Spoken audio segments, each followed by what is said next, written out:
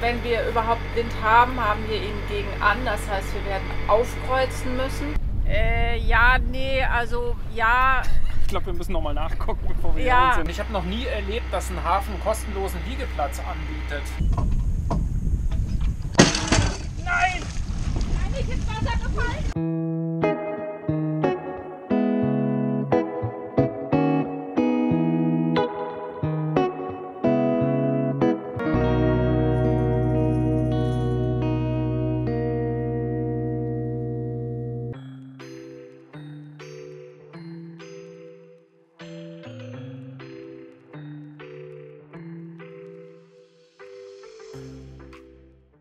Wir werden den Wind, wenn wir überhaupt Wind haben, haben wir ihn gegen an. Das heißt, wir werden aufkreuzen müssen.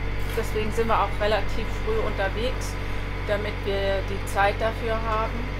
Es sind ca. 30 Meilen, die wir fahren wollen. Aber die nächsten Tage wird der Wind noch schwächer werden. Also mal gucken, wie wir vorankommen werden.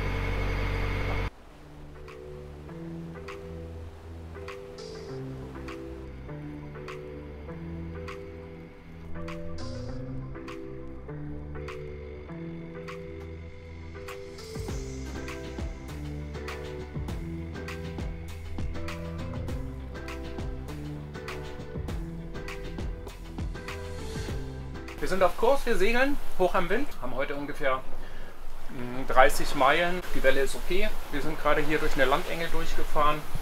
Die war vielleicht so, ja, maximal 0,5 Seemeilen breit und wurde aber sehr flach und das ist alles so felsig hier. Deswegen war das eine kleine Zitterpartie, aber ging gut und jetzt freue ich mich auf einen ruhigen Segeltag.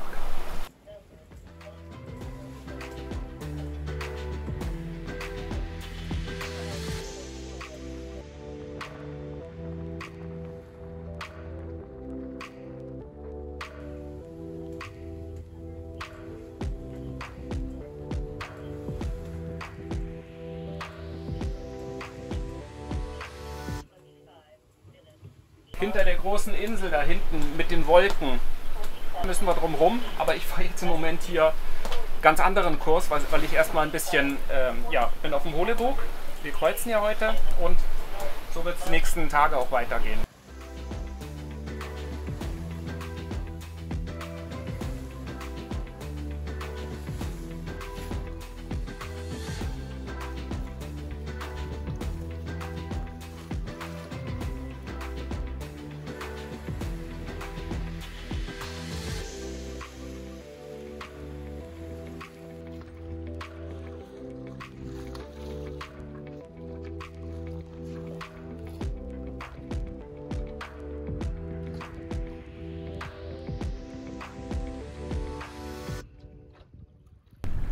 Und jetzt?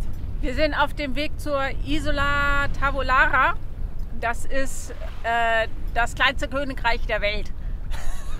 Allerdings nicht anerkannt. Also ganz witzige Geschichte irgendwie. Das, Also geht irgendwie auf das britische, es war wohl mal britisch und wurde aber nie Italien offiziell einverleibt, so habe ich es gehört, oder? ja, nee, also ja. Ich glaube, wir müssen nochmal nachgucken, bevor wir hier Ja, sind. der König von Tavolara. Der ist jetzt über 90, der gute Mann. Und er hat irgendwie 100 Ziegen und Eine Handvoll Einwohner. 11 Einwohner, 2 Restaurants.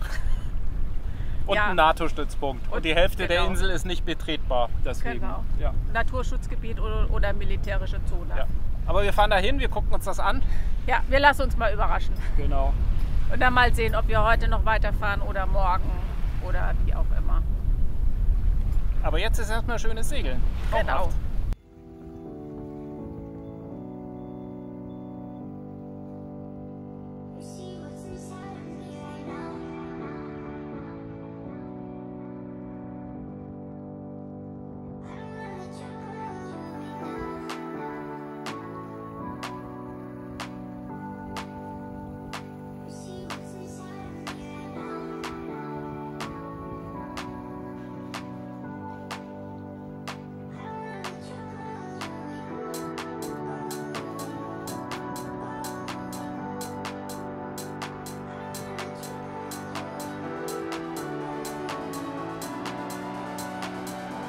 Das hinter mir ist sie übrigens, die Isola Tavolara. Die Geschichte des Königs von Tavolara ist viel zu schön, als dass wir sie so stehen lassen wollen. In Wikipedia steht Folgendes dazu drin.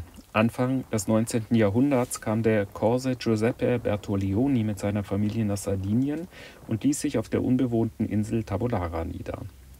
Als 1836 der König Carlo Alberto von Sardinien auf der Tavolara an Land ging, kam ihm Giuseppes Sohn Paolo entgegen und verkündete, der König von Tavolara begrüßt den König von Sardinien und wünscht ihm einen angenehmen Aufenthalt in seinem Reich. Carlo Alberto fand den Scherz amüsant und schenkte ihm die Insel. Diese Schenkung ließ sich Bertolioni schriftlich bestätigen. Das kleinste Königreich Europas war geboren. Kleiner Funfact dazu: Angeblich hing auch ein Foto von diesem kleinsten Königreich der Welt im Buckingham Palace bei Elisabeth I. Wie war das jetzt wieder? Isola Tavolara.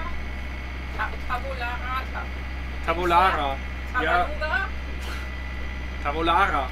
Ja, wir müssten in Louvre ankern. Das ist zwar nicht so schlimm, weil hier nicht so viel Windsee ist, aber wir werden es heute Abend wahrscheinlich eh nicht mehr an Land schaffen. Und wir haben uns jetzt überlegt, wir fahren hier unter Land, da ist San Paolo und das soll auch ein hübscher kleiner Ort sein und da ja, werden wir dort ankern und dann morgen früh erst hierher fahren und da nochmal einen Blick herwerfen. Hat den Vorteil, wir werden unseren Müll los. Das wird mal wieder Zeit und können noch mal ein paar frische Sachen kaufen. Da ist ein kleiner Supermarkt. Schauen wir mal, ob wir es dahin noch schaffen. Das wäre nicht so verkehrt. Uns gehen langsam die 5 Kilo Äpfel aus, die wir gekauft hatten.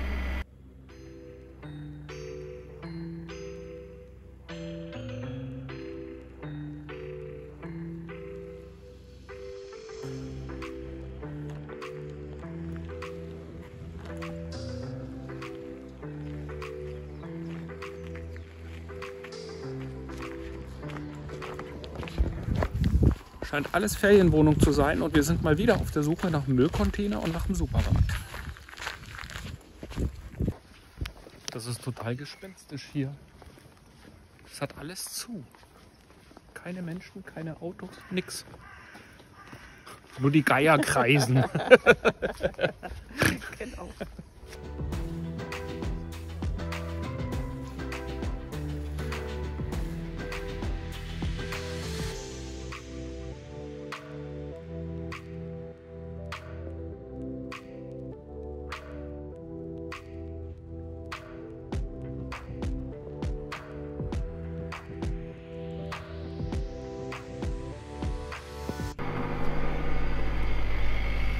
Plan für heute? Die Sonne genießen. Die Wärme, die Sonne genießen. Den Spätsommer auf dem Boot im Mittelmeer. Eigentlich ist Herbst, aber es fühlt sich an wie Spätsommer. Ist total schön. Okay, und sonst, wo fährst du hin? Genau, einfach die Frage mal nicht beantworten. Ja. Ich fahre auf einen Felsen zu, der mich voll an Gibraltar erinnert. Wir fahren heute zu dem Königreich, wie hieß jetzt die Insel nochmal? Isola Tavolara. Nee. Tavolara. Isola Tavolara. Isola Tavolara. Und das sind auch nur so 1,5 Meilen. Wir fahren hier im Moment noch, waren in einer wunderschönen Bucht heute Nacht. Das ist ganz kurz darüber und das wollen wir uns mal angucken. Also wir versuchen schon so wenig wie möglich zu motoren. Manchmal geht es aber halt nicht anders. Ja. Wir haben jetzt die nächsten paar Tage relativ schwachen Wind. Da kann es immer mal wieder sein, dass wir mehr motoren müssen, als wir wollen.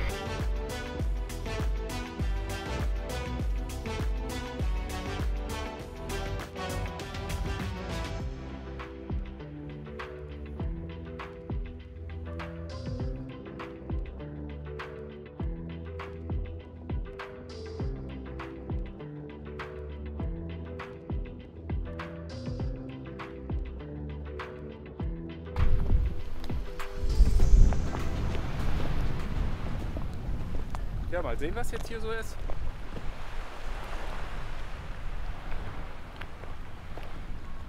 Also Restaurant 1 von 2 hat auf jeden Fall schon mal zu. Es ist Nachsaison auf Sardinien, das merkst du voll. Es ist alles zu, es ist alles leer. Das hat man gestern Abend schon beim Einkaufen gehen gemerkt. Das ist echt krass.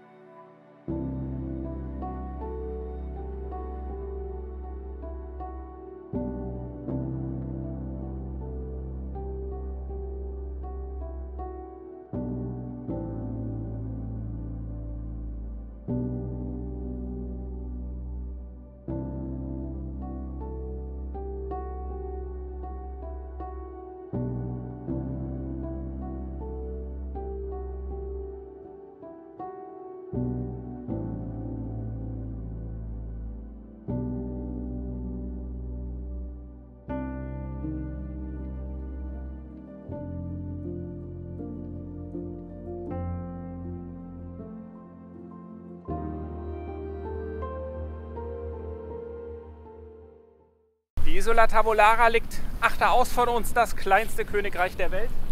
War ein schöner Ausflug, besteht hauptsächlich aus einer Düne und aus einem steilen Felsen und 5 Häusern. Hat 11 Teilzeiteinwohner, die Insel. Und wir haben Wind. Wir fahren jetzt ungefähr 20 Meilen weiter nach San Giovanni. Da gibt es unter anderem eine Tankstelle, weil wir Benzin brauchen für den Generator, und freue mich jetzt auf das Segeln und das Kreuzen zwischen den Inseln.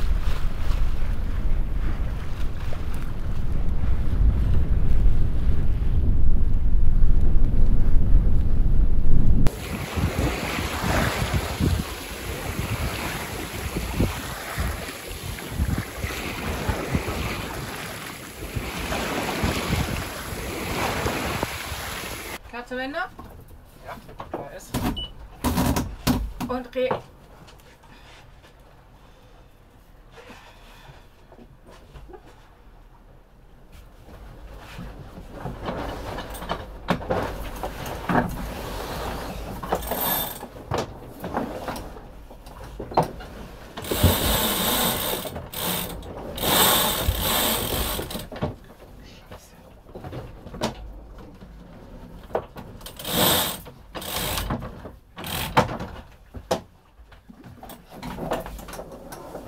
Wir haben eine neue Funktion entdeckt auf unserem Autopiloten. Ich wusste gar nicht, dass der nach Wind steuern kann.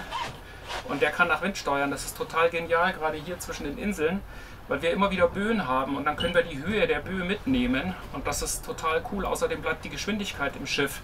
Wenn ich nach Kompass fahre, dann bremst der ja immer ab und beschleunigt wieder. Und das Boot ist schwer. Das heißt, der braucht immer die Zeit, um zu beschleunigen. Und wenn er hart am Wind bleibt und die ganzen Böen mitnimmt, dann hält er auch die Geschwindigkeit, und das ist echt cool. okay, klar zu Ende? Ist klar. Und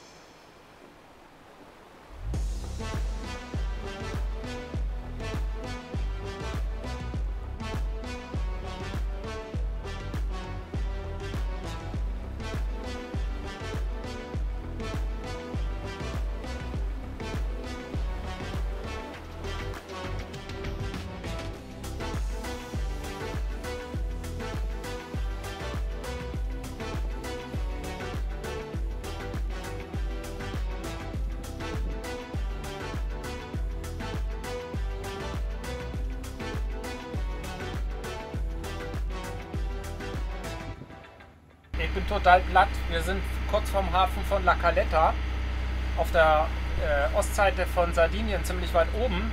Und ich habe noch nie erlebt, dass ein Hafen einen kostenlosen Liegeplatz anbietet. Ich habe das auf Navibi gefunden, der ganz erste Ponton. Und ja, ich habe jetzt gerade bei der Marina angerufen, habe gefragt, ob da ein Platz frei wäre am kostenlosen Ponton. Ja, ja, aber halt der Marinero kommt nicht und Strom und Wasser gibt es auch nicht. Ja, brauche ich nicht. Nö, nö, kein Problem. Anmelden brauchst du dich auch nicht. Viel Spaß. Das ist total cool. Wir gehen heute Abend in den Hafen. Vor allem, es gibt dort Benzin. Wir brauchen Benzin. Und wir wollten eigentlich hier 5 Meilen oder 2 Meilen die Küste runter ankern. Aber wir haben den Haken, also den Anker, weil dort nur Fels war, nicht zum Halten bekommen. Und wollten jetzt weiterfahren, wollten hier eigentlich ankern. Aber wir sind natürlich froh, wenn wir in den Hafen gehen können. Großartig. ist natürlich ohne ohne Service, also auch kein Wasser, kein Strom, aber brauchen wir ja nicht, haben wir ja alles. Können wir morgen früh mal italienisch frühstücken gehen. Ja. Ich freue mich total. Ich freue mich total, mal wieder an Land zu gehen, weil mit dem Dingi ist es halt doch immer, hast du Sorge, ob dein Dingi noch da ist und so. Und so können wir heute Abend noch mal kurz in die Stadt gehen, morgen früh auch. Pizza essen? Pizza essen. Ja! Das kann ich jetzt gerade nicht. Gute Idee. Ja, mal gucken. Jetzt müssen wir erstmal ankommen und gucken, ob das mit dem Platz überhaupt was ist.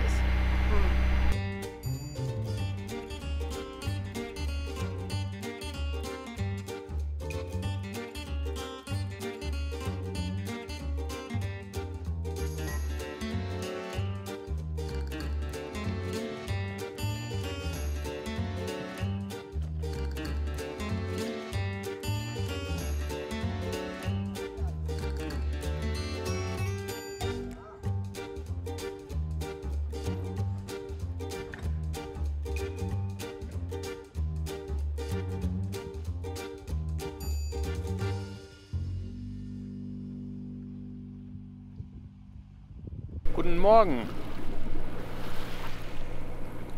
Gestern wollten wir den Hafen verlassen von Caletta, aber es ging nicht. Wir klebten an der Pier mit auflandigem Wind.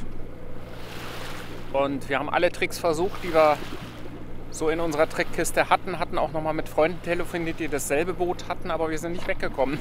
17 Knoten seitlich drauf, hat das Bugstrahlruder nicht geschafft und wir haben es mit Leinenmanövern auch nicht geschafft. Deswegen haben wir noch einen Tag dran gehängt. Heute sind wir aber wieder unterwegs. Ich bin vor einer Stunde losgefahren.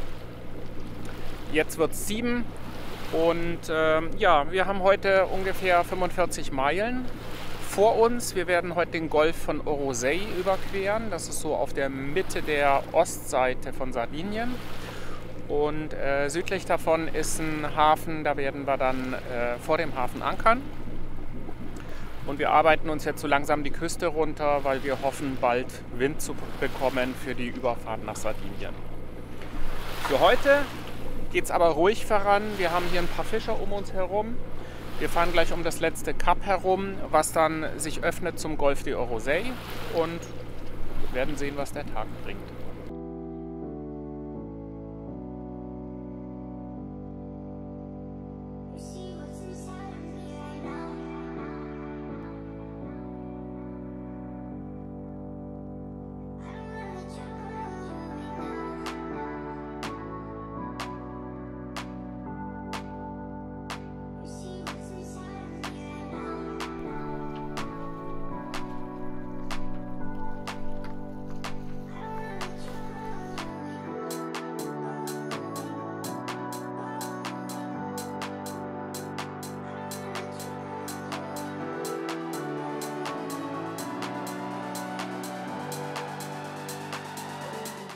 Die Spielbäume sind bei Amel Eigenentwicklungen. Es wird zuerst zwischen Mast und den Unterwanten ein kurzer Spielbaum eingefahren. Der hat am Ende ein Gelenk und eine Glocke. Und in diese Glocke fährt der eigentliche Spielbaum mit einem Kegel und einem Schnappverschluss ein. Und ich prüfe, ob der Schnappverschluss auch wirklich eingerastet hat, immer indem ich an dem Spielbaum rüttele, um genau das zu vermeiden, was jetzt passiert.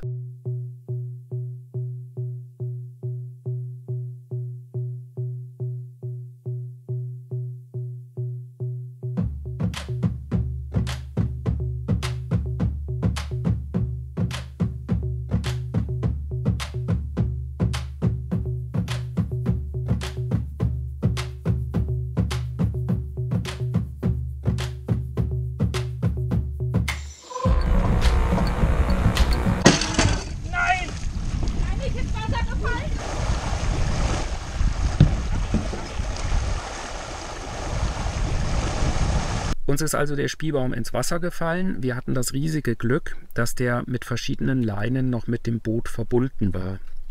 Und wir hatten auch festgestellt, er schwimmt zum Glück. Also konnten wir ihn wieder bergen und haben außer einigen Schrammen am Boot, an Deck und auch an der Wasserlinie keinen Schaden davongetragen und sind sehr glücklich, dass wir den Baum nicht verloren haben. Das wäre schlimm gewesen.